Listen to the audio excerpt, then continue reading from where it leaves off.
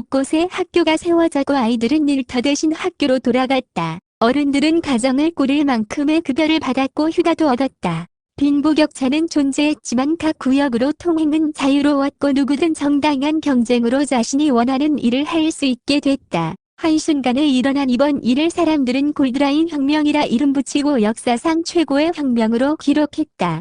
리버군 세상 사람들의 정신적 지주가 됐고 골드라인을 없앤 기흐, 로야, 리온, 위링 역시 존경의 대상이 됐다.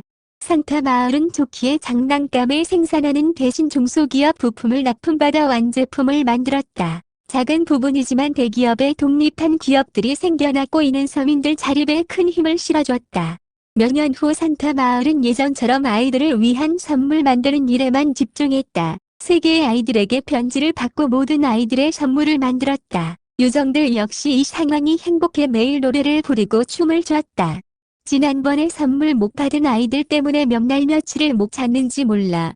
졸 요정은 눈물을 글썽이며 지금의 상황을 기뻐했다. 환각의 마을과 힘을 겨루고 있는 요정들을 생각하면 가슴이 아팠지만 그들로 인해 세상이 밝아지고 있다고 믿기로 했다. 그들을 위해서라도 아이들을 위한 선물을 더 열심히 만들어야겠다는 생각도 했다.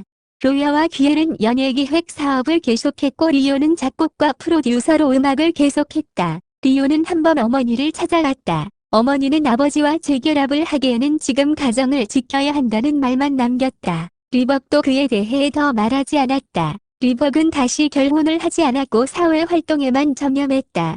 위링은 학교를 다녔고 내년에 성인이 되지만 아직 꿈은 없었다. 기나긴 여정을 끝내고 집으로 돌아왔을 때 온 가족이 위링을 자랑스러워하며 반겼다. 특히 할머니는 위링의 가슴에 커다란 고래를 수놓아주며 기뻐했다. 너도 이제 이 집안의 고래를 가슴에 품을 자격이 있다. 위링의 부모님은 수입이 늘었고 휴일도 늘었다. 마당 있는 집으로 이사도 했고 동생들과 위링, 할머니 모두 각자의 방도 갖게 됐다. 할머니 인생의 처음으로 조금 더 나아진 삶을 산 날이었다. 어쩌면 이 시대를 사는 모든 사람에게 그랬을 거다. 가끔 리온을 만나기도 했는데 험한 일을 함께한 동료애를 넘어 조금씩 계정의 감정도 싹터가고 있었다. 심장에 박힌 붉은 물건은 이제 리온을 볼 때 강하게 뛰어올랐다. 리온도 위링을 싫어하지 않는 눈치였다. 리온 다음으로 탑인에 뽑힌 사람은 15살의 러시아 소녀였는데 여러모로 리온보다 실력이 떨어진다는 평이었다. 이번에 러시아에서 대회가 이뤄졌는데 현장 관객 투표에 점수를 다량 주는 방식을 최초로 취하면서 현장 투표에서 역전을 해 1등을 했다.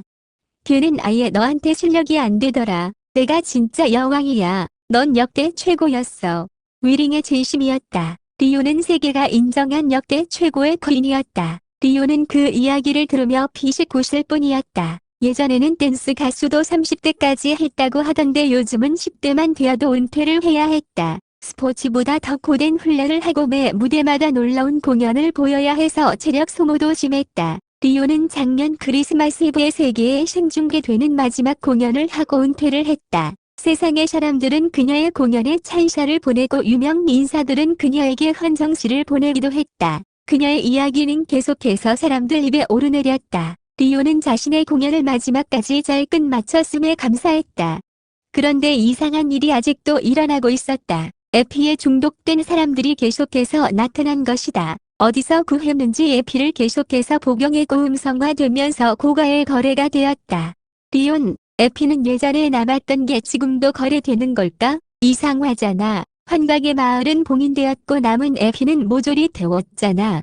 샌도에게서 빠져나온 악령은 환각의 마을에 잡혀있던 나머지 사람들과 맞바꿔졌고 환각의 마을은 요정들에 의해 봉인된 거나 마찬가지였다. 악령은 사람의 몸을 통하지 않고는 환각의 마을을 벗어날 수 없었다.